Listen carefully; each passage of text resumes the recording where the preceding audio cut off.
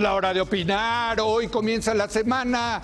Como todos los lunes tendremos nuestra mesa de debate con Héctor Aguilar Camín, Jorge Castañeda y Javier Tello para discutir tres temas muy polémicos. Primero vamos a analizar la destitución de Santiago Nieto, titular de la FEPADE, luego de que difundiera información clasificada sobre la investigación sobre el exdirector de Pemex, Emilio Lozoya. Luego vamos a examinar la elección del candidato presidencial del PRI y las implicaciones del consabido destape.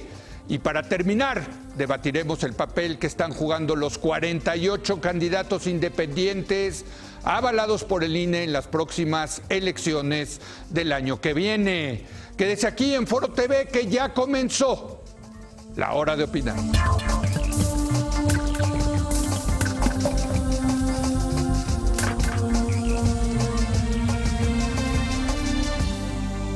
Muy buenas noches. Aquí en el estudio Héctor Aguilar Camín, ¿cómo estás? Héctor, Javier Tello, ¿cómo estás? Muy buenas noches. Y desde Nueva York, Jorge Castañeda, ¿cómo estás, Jorge? Buenas noches. Hola, Leo, ¿cómo te va? Héctor, Javier. Jorge. Bueno, el viernes pasado Santiago Nieto, titular de la Fiscalía Especializada para Delitos Electorales, fue destituido de su cargo por violar el Código de Conducta de la Procuraduría General de la República. Esto ocurrió días después de que Nieto difundiera información supuestamente clasificada. En una entrevista, el entonces titular de la FEPADE afirmó que Emilio Lozoya, exdirector de Pemex, lo presionó para que lo declarara inocente de las acusaciones en su contra, asociadas con el caso Odebrecht y el desvío de recursos en la campaña presidencial del PRI en 2012. Por su parte, la defensa de Lozoya negó la existencia de tal carta y afirmó que solo pidió informes sobre la apertura de su carpeta de investigación. La remoción del funcionario se politizó de inmediato. Tanto el Frente Ciudadano como Morena denunciaron la supuesta arbitrariedad de destituir al fiscal mientras investigara temas incómodos e intentarán revertir la decisión en el Senado. La destitución de Santiago Nieto reinicia el debate sobre la autonomía de nuestras instituciones y las responsabilidades de sus respectivos titulares. Héctor, ¿cómo la ves? Bueno, autonomías relativas y mal definidas, porque es autónomo por un lado, por otro lado lo puede correr un interino, un procurador interino, por otro lado el Senado también tiene algo que decir todavía en el asunto, de manera que hay una ambigüedad básica en todo esto, en las reglitas que permiten que cada quien piense que puede hacer lo que hace. Ahora, el efecto de esta renuncia, cualquiera que sean sus razones técnicas internas, es un desastre político. Sí. Es un desastre político. Produce la impresión de que efectivamente el único sentido que esto tiene es salir del riesgo de que la investigación sobre los sobornos de Odebrecht a Emilio Lozoya durante la campaña, que se usaron con efectos electorales, porque esto es lo que investigaba Nieto. Sí. Hay dos investigaciones, una es la investigación de corrupción y otra es la investigación de utilización corrupta para cuestiones electorales del dinero. Lo que estaba estudiando Nieto era los 4 millones de dólares. Hoy aparece en el diario Reforma una versión circunstanciada con declaraciones y correos electrónicos de funcionarios de Odebrecht explicando con toda puntualidad las fechas y diciendo, los funcionarios de Odebrecht, que ellos acompañaron a fondo todo el tiempo la campaña del entonces candidato Peña Nieto. De modo que el despido de este fiscal tiene el efecto político de que todo el mundo piense, con razón o sin ella, pero con absoluta lógica, pues que están tratando de tapar el sol con un dedo, que están tratando desde ahorita de quitar a este señor para poner a otro que sea un poquito más, no sé cómo era este señor con ellos, si los atendía, si no los atendía. La verdad es que la consecuencia de esto es muy negativa para el gobierno y parece ser parte de las peores prácticas que hayamos visto en los gobiernos tratando de cuidar quién los procesa o quién los puede investigar o juzgar, ¿no? Yo creo que una pieza importante de información es decir que sabemos que el dinero de Odebrecht sí salió acabó en cuentas que están, o sea, se sabe que sí se trasladó, se transfirió ese dinero, $10 millones, 4 millones durante la campaña. Lo que no sabemos es qué pasó con ese dinero, ¿no? Claro. Que Lozoya, la defensa de Lozoya dice, a mi cliente no llegó, ¿no? Es una pieza de información importante. Y salió a una empresa que se llama Latinoamérica Asia Capital. Sí, exacto. Dicho en español, en inglés suena de otra manera. Creo. Sí, exacto, Lama, ¿no? Exacto. Jorge, ¿cómo ves? Sí, a ver, esto que dices tú, Leo, y que comenta Héctor es muy importante. Sabemos que el dinero entró a la cuenta o las cuentas de esa empresa y otra más, pero no nos consta o no se ha demostrado al día de hoy que esas cuentas están, como ha dicho Reforma y Mexicanos Unidos contra la Corrupción desde un principio, ligadas a Lozoya. Esa liga no se ha establecido en las filtraciones o las revelaciones, investigaciones que se han hecho hasta ahora. Es muy posible que sí estén ligadas o que no estén ligadas, pero al día de hoy eso no está claro. Y ahí hay un primer problema. El segundo problema es que aun si estuvieran ligadas, y ahí Lozoya está en una situación un poco contradictoria, porque por un lado dice no están ligadas, pero por otro lado dice que ese dinero nunca lo vio. Pues cómo, aquí ahí está, pues cómo sabe que ahí está, si no están ligadas a él las cuentas, ¿no? Ese es el primer tema que está surgiendo de esto. El segundo, lo que dice Héctor del periódico Reforma de hoy, son acusaciones hechas a Odebrecht, pero también provienen de otra empresa brasileña, Braskem, que también estaba metida con distintos proyectos desde el gobierno de Calderón y después con Peña Nieto, en particular creo que uno de etanol o etileno, no me acuerdo exactamente muy bien, pero Braskem, que es una gran empresa de petroquímica brasileña. Entonces ya es Odebrecht y Braskem. Y por último, digamos, como enigma en todo esto, no sabemos si el despido de Nieto está ligado a la sorpresiva y un poquito precipitada renuncia de Raúl Cervantes. Como escribió Carlos Puch el viernes, si no me equivoco, bueno, ninguna de las explicaciones que dio Cervantes justifican que se haya ido en ese momento. Si ya estaba por terminar o ya había terminado la explicación de la investigación de Odebrecht, ¿por qué no se esperó los días que él mismo dice que faltaban para exponerla a él? Y si ya había casi terminado su proyecto de reestructuración de la PGR, pues también ¿por qué no la presenta él? Había muy buenos motivos para que se fuera, y creo que lo explicó muy bien Cervantes, pero no explicó por qué en esos días y no un mes o 2 meses después. Entonces, aquí hay una serie de preguntas o de misterios que pues, a mí sí me parece que sería bien interesante aclarar. Yo lo primero que pensé cuando escuché la noticia fue el paralelo con Trump y la salida de Comey, que Trump echa a Comey precisamente por violar este tipo de reglas, por revelar información en el caso de Hillary. Y el problema que enfrentó Trump con toda razón fue uno de credibilidad. Nadie le creyó y todo el mundo pensó que en el fondo se trataba de otra cosa. ¿De su caso? De su caso, de la investigación del caso de Rusia. El caso Trump. Entonces creo que aquí el gobierno, el presidente Peña Nieto, enfrentará un problema similar de credibilidad, lo está enfrentando. Y no solamente tiene ese problema de credibilidad para justificar el despido, sino que esto le da municiones al frente, sobre todo, yo diría, que ya, de hecho, están aprovechando. Y Anaya hoy en la mañana en una entrevista en Despierta con Loret, pues claramente está tomando este tema como otro tema más para mostrar al frente como algo, una oposición al gobierno, una oposición radical, y creo que es lo que deben de hacer, es la estrategia correcta. Vamos a ver qué pasa ahora en el Senado, pero yo creo que esa es la estrategia correcta. Y luego al final, para mí, lo que revela es el enorme problema que ya los conocíamos, que es la PGR. Sí, que es una institución que fue abandonada durante décadas, que nadie se ha preocupado por construir y que todo el mundo usa para todo gobierno, sea del partido que sea, usa para beneficio político. Creo que la autonomía ayuda, pero creo que no es ni remotamente suficiente. Yo creo que en el fondo también es un problema de capacidad y no solamente de autonomía. Yo no sé por qué esta gente, yo creo que hay que apostarle estas personas que quitan y ponen, mejor que le apuesten a la incapacidad de la PGR y apostarle a que van a salir bien librados de todo esto porque no van a armar bien el caso de todos modos. Pero tú tocas un tema muy importante que es el del beneficio político, de utilizar a la PGR con ventaja política. Y acá la explicación que da el procurador interino es que corrió a Santiago Nieto por esta filtración de la carta de Lozoya.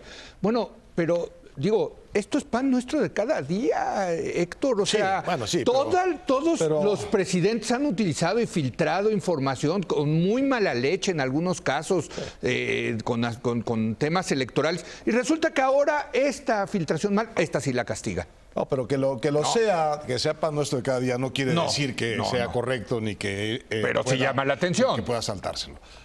Ahora, es interesante la reacción del propio fiscal de la FEPADE de Nieto de que va a ir a litigar el asunto en el Senado. Eso es interesante porque va a abrir el proceso, a lo mejor, quizá, también a las preguntas que Jorge hace, porque hay muchos asuntos que están pendientes, pero quizá más hacia qué es esto que hay en la Procuraduría que hay que transformar profundamente. Y yo creo que es una sola cosa, y lo tomo de Ana Laura Magaloni, es un solo concepto que pone las cosas realmente al revés de cómo están. La Procuraduría ha servido en México para servir al presidente y al gobernador. Es funcional para castigar lo que el presidente y el poder quieren. Así ha sido. Y es muy poco funcional para castigar los delitos que la sociedad quiere que se castiguen. Ahora estamos viendo el clamor social en torno a que se castigue la corrupción y en medio de este clamor social se castiga a uno de los fiscales que está buscando castigar la corrupción. Se cruzan el interés del presidente con el interés de la ciudadanía. La nueva Procuraduría, es decir, la Fiscalía de la Nación, debe dejar de ser esta Procuraduría que está al servicio del poder para volverse una Fiscalía efectivamente al servicio de la Nación. Y este es el punto clave que hay que cambiar. Estamos viendo en este episodio, en todo su esplendor, la Procuraduría que le sirve al poder. Pero eso también está atorado. Ese es el punto. Bueno, claro. O sea, la transformación de la PGR. Está medias. No, está completamente atorado. O sea, no avanza a ningún lado, ¿no? El tema de la fiscalía. Las leyes que se tienen que hacer para que haya una fiscalía yo me refería, y el nombramiento del fiscal. En este caso, el fiscal está legitimado por el Senado y además está nombrado. Por la causa. Y bueno, y la causa. O sea, este fiscal. Este es mixto. No, pero el próximo fiscal. Ese todavía está en veremos. No, es que esa es la que hay que construir. Eso es lo que está atorado. Pero hasta donde entiendo, Leo. Sí, venga, Jorge.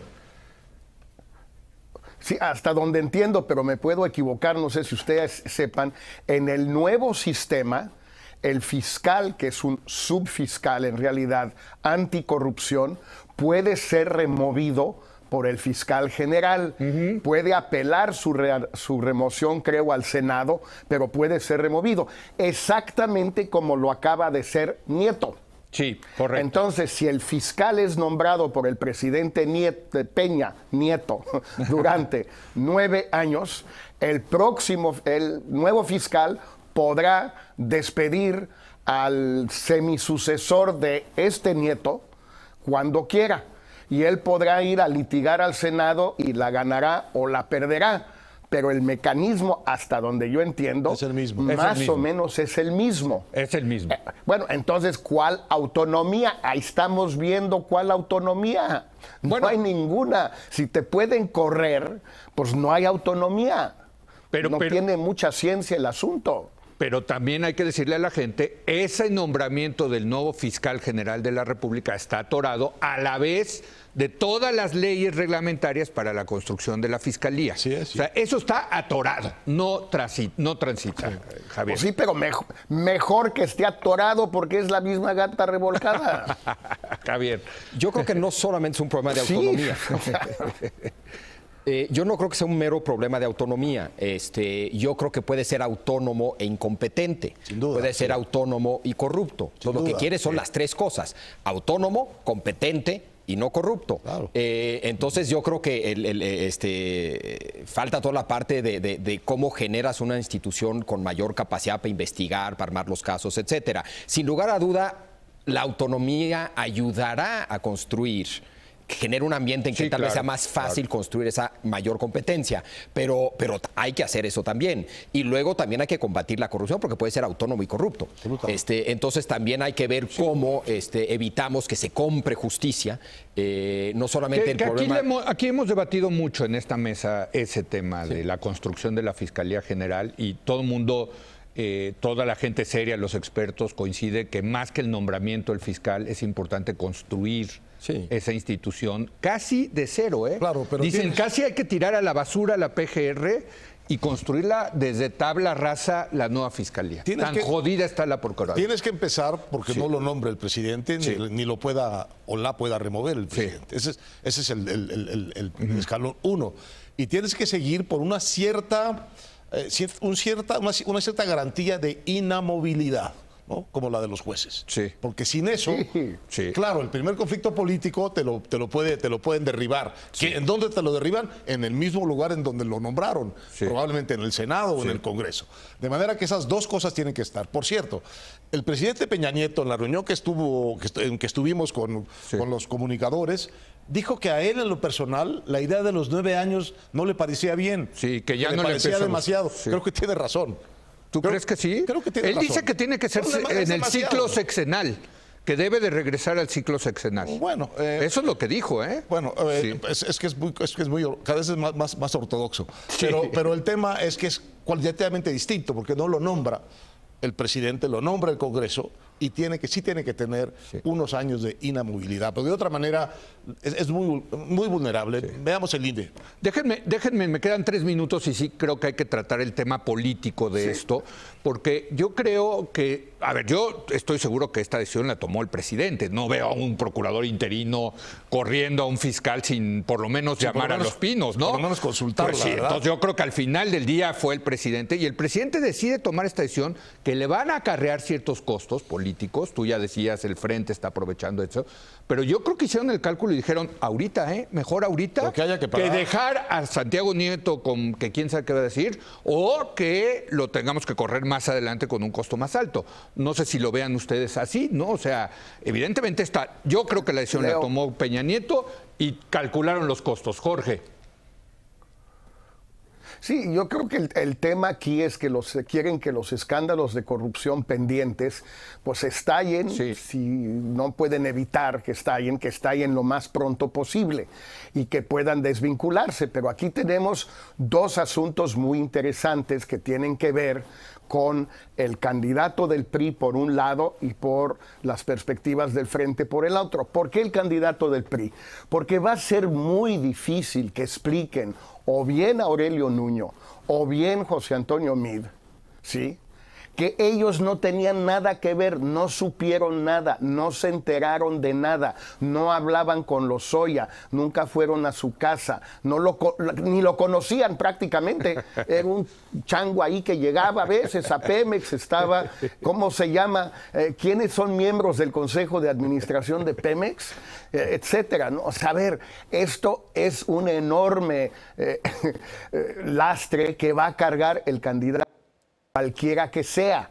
No hay manera de deshacerse de eso, porque Lozoya era del círculo más cercano en la campaña y después era uno de los principales funcionarios del gobierno donde estaban todos los candidatos, salvo Narro, que llegó después. Por lo menos él se salva a medias de esta, no de las otras. Bueno, ese es un primer problema. Quieren deshacerse, me imagino, de este problema desde ahora, pero no veo muy bien cómo le hagan para deshacerse del problema. El otro aspecto es que si el Frente puede ganar esta en el Senado, pues no le va a ir mal, sobre todo que coloca a los 5 o 6 senadores del PAN que podemos llamar o calderonistas o margaritistas, los panistas ortodoxos les llaman los traidores, en fin, cada quien les llama como quiera, pero si esos 6 no votan con Peña, no votan con Lozoya, no votan con el PRI, creo que no le alcanzan los votos al puro PRI y al Verde. Necesitan a los llamados traidores. ¿Alcanzan? Y para ellos es una situación bien complicada. El PRI y el Verde tienen... ¿Alcanza o no alcanza? El PRI y el Verde tienen 62 senadores, se necesitan 65. Les faltan 3. Les faltan 3, ese es el tema, ¿no? Y del otro lado tienen 61. Y entonces, sí están en la matemática, digamos, el balance de poder en estos senadores, vamos a llamarlos. El quórum es de los senadores presentes. De los senadores, 128 senadores, correcto. Y es mayoría, mayoría simple. Sí, mayoría simple. Transitorio a futuro. Simple, no es de 2 tercios. Así es, ahorita para restituirlo es mayoría simple. Entonces, evidentemente, aquí puede haber una lucha muy interesante, amén de que va a llamar, al parecer, el Senado a comparecer a Santiago Nieto. Vamos a decir, a ver qué dice Pero Santiago Nieto. la clave, la bisagra, son los 5 panistas, porque ahí es donde Peña puede comprar o conseguir los votos que le falta al PRI. Y con que sacara 3 de los 6, la haría. Pero esos 3 ya quedan con el estigma, ya no solo de ser priistas, sino de ser cómplices de la corrupción de Lozoya. Pero a ver, aquí hay algo muy importante y déjenme hacer una pausa porque esto nos permite regresar al entrarle al segundo tema, que es el PRI, ¿no? Lo que está diciendo Jorge con mucha elocuencia es que esto es una maniobra, es parte del PRI moviéndose, del PRI, del gobierno moviéndose rumbo al 2018, tratando de minimizar, claramente lo dijo, los costos. Entonces hacemos una breve pausa y ya le entramos precisamente al tema de cómo se ve el PRI, el consabido destape. Andan muy gallitos, ¿verdad? Javier, muy giritos los priistas, lo vimos con el presidente. En fin, regresamos en un momento más.